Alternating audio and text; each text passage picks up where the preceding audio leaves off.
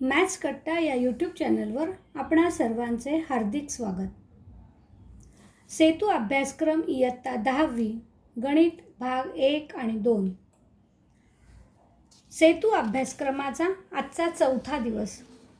या दिवशी युक्लिडची भूमिती या घटकातील बिंदूंचे निर्देशक, अंतर आणि दरम्यानता आज आपल्याला अभ्यासायची आहे. विद्यार्थ्यांनो, इंग्रजी माध्यमाच्या मुलांना समजण्यासाठी सांगते आहे.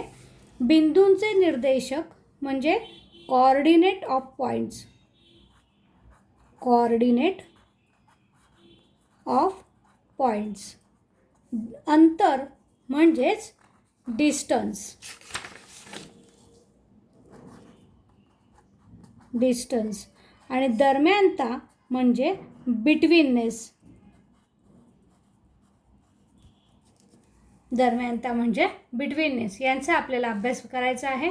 9वीला तुम्ही यांचा अभ्यास केलेला आहेच, पण उजळणी म्हणून सेतू अभ्यासक्रमामध्ये पुन्हा आपण याचा विचार करणार आहोत. आता बिंदूंचे निर्देशक अभ्यासण्यासाठी प्रथम आपल्याला एक संख्या रेषा बघायची आहे. बघा, ही संख्या रेषा दाखवलेली आहे. या संख्या रेषेवरती मध्यभागी आहे 0. उजवीकडे धन संख्या आणि डावीकडे ऋण संख्या लिहिलेल्या असतात. ह्याच संख्या रेषेवरती आपल्याला ज्या ठिकाणी संख्या आहेत त्या ठिकाणी काही आपल्याला बिंदूंना नावं द्यायची आहेत. आता आपण संख्या रेषेमध्ये -5च्या जागेवर -5 ज्या स्थानावर आहे त्या स्थानाला नाव दिलं आहे ए. -3चं स्थान बीचं आहे. -2चं स्थान सीचं आहे. 0 ओ डी हा 1च्या स्थानी आहे. ई हा 3च्या स्थानी आहे. असे काही बिंदू आपल्याला या ठिकाणी संख्या रेषेवरती निश्चित केलेले आहेत. आता जर ह्या संख्या रेषेवरती कोणताही एक बिंदू आपण विचारात घेतला तर त्याचं स्थान तुम्हाला लगेच सांगता येणार आहे. डी म्हटलं तर डीचं स्थान कोणतं आहे संख्या रेषेवरचं? 1. म्हणजेच 1 ही संख्या डीचा निर्देशक आहे असं म्हणतात. The place of point D is 1 on a number line and therefore the coordinate of D is 1. Coordinate of D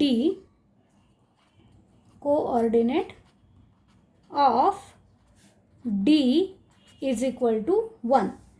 मग ह्या प्रकारे तुम्हाला तर ह्या इतर बिंदूंमधलं कोऑर्डिनेट सांगता येतील.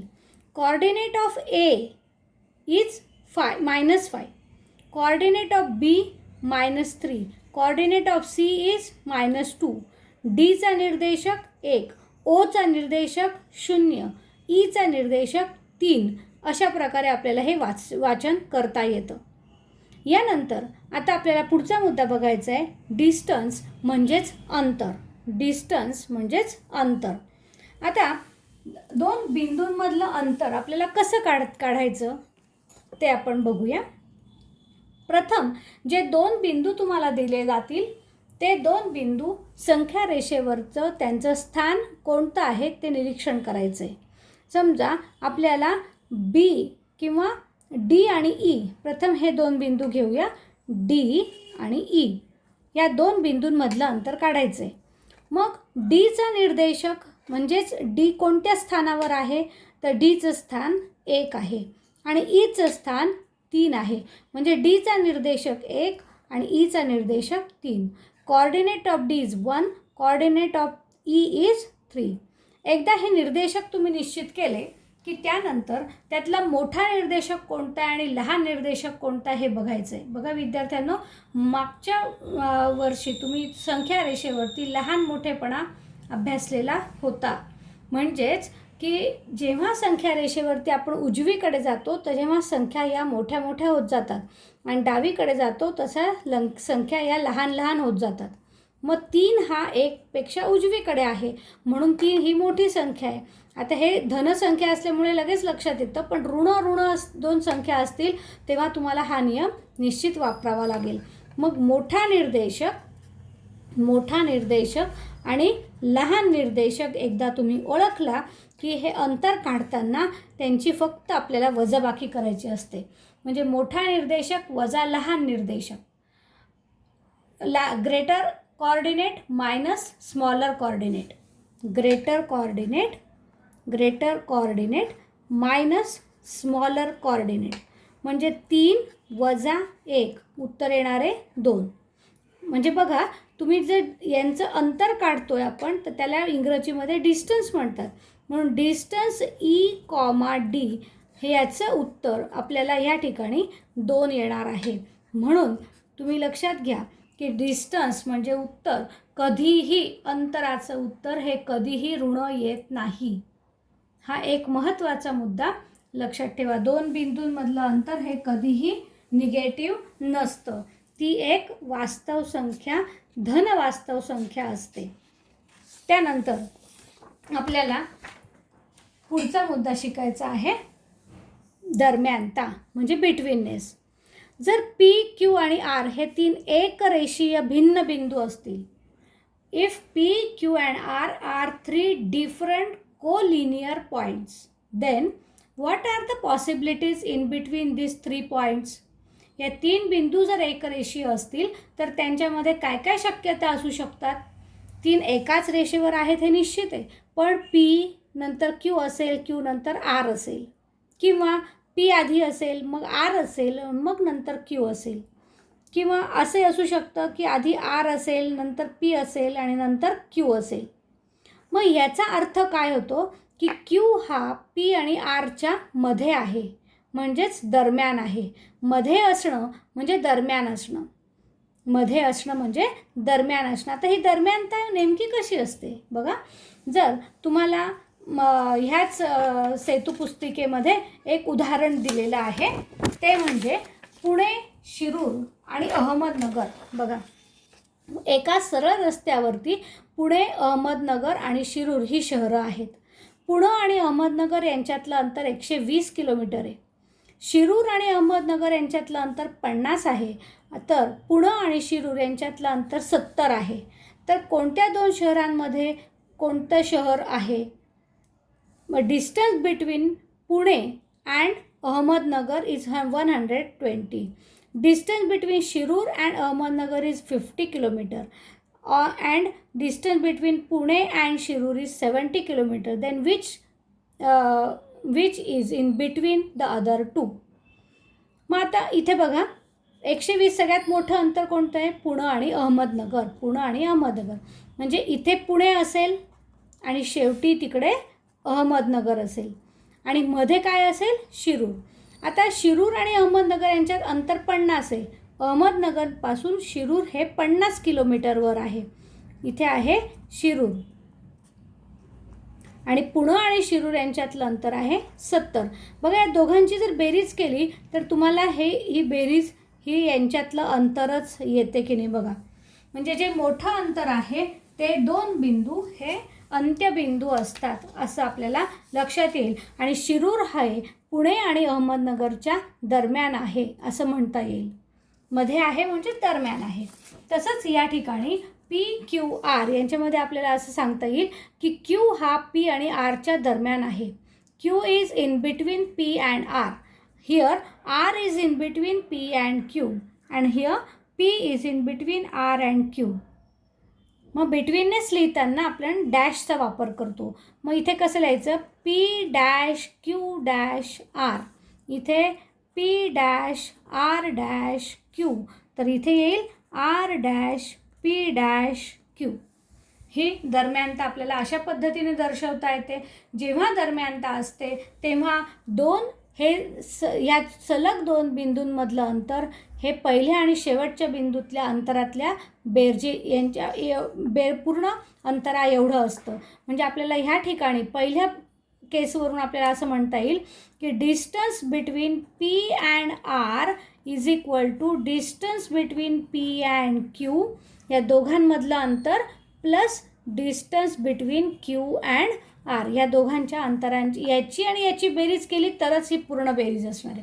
इथे काय येईल? Distance between P and Q should be equal to distance between PR and distance between RQ. तसंच इथे पण distance between R and Q is equal to distance between R and P plus distance between P and Q. हे जर माहिती असेल तर तुम्हाला अंतरं दिलेली असतील तर अंतरावरून कोणता बिंदू कोणत्या दोन बिंदूंच्या दरम्यान आहे हे ओळखता येईल. जेव्हा आपण हे समीकरण लिहितो तेव्हा तुमच्या असं लक्षात येईल की PR इज इक्वल टू म्हटलं आहे म्हणजे हे मोठं अंतर आहे, म्हणजे हे दोन बिंदू शेवटच्या दोन टोकांना आहेत आणि जो कॉमन पॉईंट आहे इथे Q दिसतोय तो त्यांच्या मध्ये असतो. आता ह्याच्यावरून आणखीन एक संकल्पना आहे, तो म्हणजे रेषाखंडाचा मध्यबिंदू, mid point of a segment. Mid point म्हणजे सेगमेंट आहे. A and B are two end points and M is in between A and B such that AM is congruent to BM. Means distance between AM is equal to distance between MB. म्हणजे M हा बिंदू AB ह्या सेगमेंटचे दोन equal parts करतोय. म्हणजे त्यांचं मधलं दोन भाग समान होत आहेत. म्हणून ह्या रेषाखंडाचा ABचा M हा काय आहे? मध्यबिंदू आहे.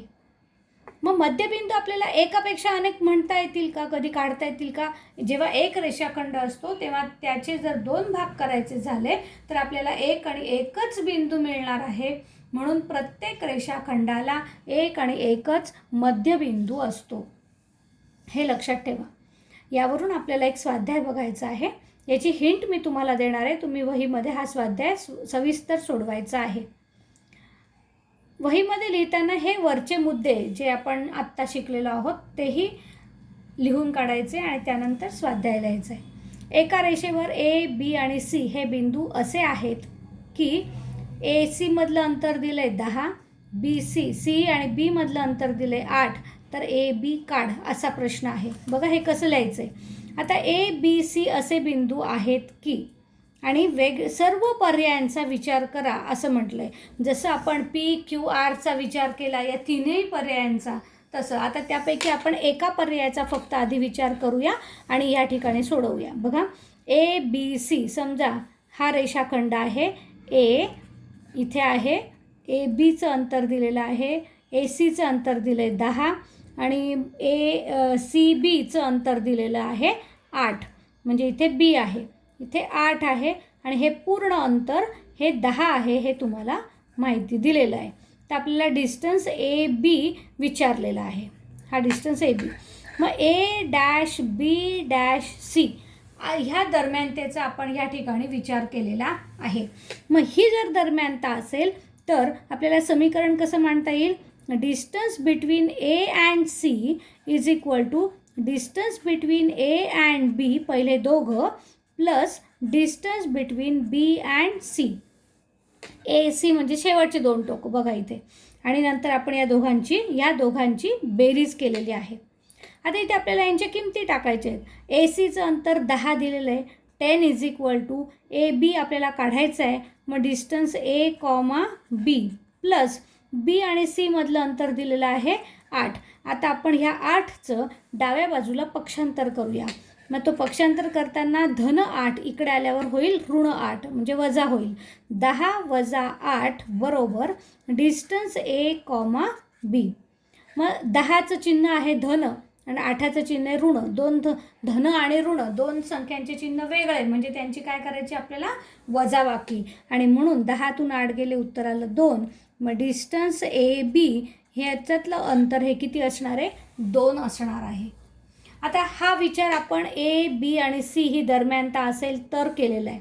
आता दुसऱ्या प्रकारे तुम्हाला पुन्हा विचार करायचा आहे की A, C आणि B अशी असेल दरम्यानता तर सूत्र काय असेल? हे समीकरण लिहिता येणं महत्त्वाचं आहे.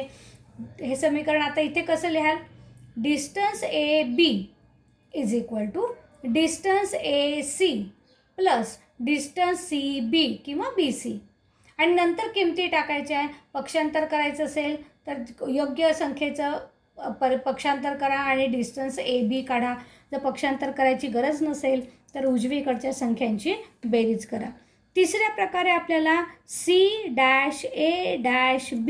याही दरम्यानतेचा विचार करावा लागेल आणि तुम्हाला ह्यावरून एक सूत्र, यावरून एक सूत्र लिहून डिस्टन्स AB हा 3 प्रकारे काढायचा आहे. तुम्हाला एक करून दाखवलं आहे, हे दोन्ही तुम्ही करू शकता. आता संख्या रेषेवर दुसरा प्रश्न बघा. संख्या रेषेवर पी बिंदूचा निर्देशक -3 आहे. On the number line coordinate of P is -3. Then the find the coordinate of a point which is 5 unit distance from P. म्हणजे P पासून 5 एकक अंतरावर असणाऱ्या बिंदूंचे निर्देशक काढा. मग जर संख्या रेषा या ठिकाणी आपण काढली, ह्या संख्या रेषेवरती या Pचा निर्देशक आहे इथे P घेतला, त्याचा निर्देशक आहे -3. तर P पासून 5 अंतरावर जर उजवीकडे गेलो आपल्याला तर +5 करायचं आहे. म्हणजे 3 अधिक 5 यांची आपल्याला 5 अंतरावरती असणारा बिंदू काढायचा आहे, म्हणून आपल्याला -5 करायचे. मग तिथे किती येईल? -2 अंतरावर असणारा जो पॉईंट असेल तर तो बिंदू त्याचे म्हणजे 5 एकक अंतरावर असणारा जो बिंदू असेल त्याचा निर्देशक हा किती असणार आहे? 2 असणार आहे.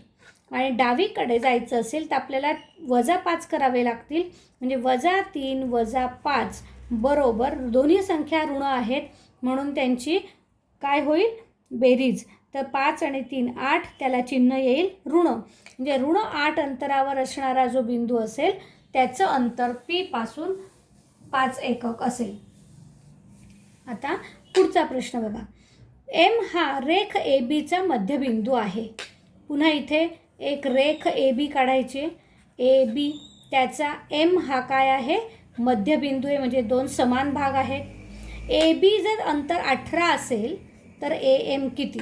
मग हे पूर्ण अंतर जर 18 असेल तर हे त्याच्या निम्म होणार आहे. मग AMचं डिस्टन्स AM हा ABच्या निम्मा असेल. म्हणजेच 18/2 बरोबर निम्म अंतर किती येईल? 2 येईल. हे विद्यार्थ्यांना सहज समजलं असेल. आता ह्या भागाचा पुन्हा तुम्हाला सखोल अभ्यास करायचा असेल तर ह्या लिंक दिलेल्या आहेत खाली. या लिंकवर जाऊन तुम्ही आणखीन सखोल अभ्यास त्याचा करू शकता. त्याची प्रॅक्टिस करा. सहज तुम्हाला त्यांच्यातलं अंतर, त्यांच्यातल्या दरम्यानता ओळखता येणार आहेत. विद्यार्थ्यांनो, तुम्हाला हा भाग जर नीट समजला असेल तर व्हिडिओ लाईक करा, सर्व विद्यार्थ्यांमध्ये तो शेअर करा आणि चॅनल सबस्क्राईब करायला विसरू नका. धन्यवाद.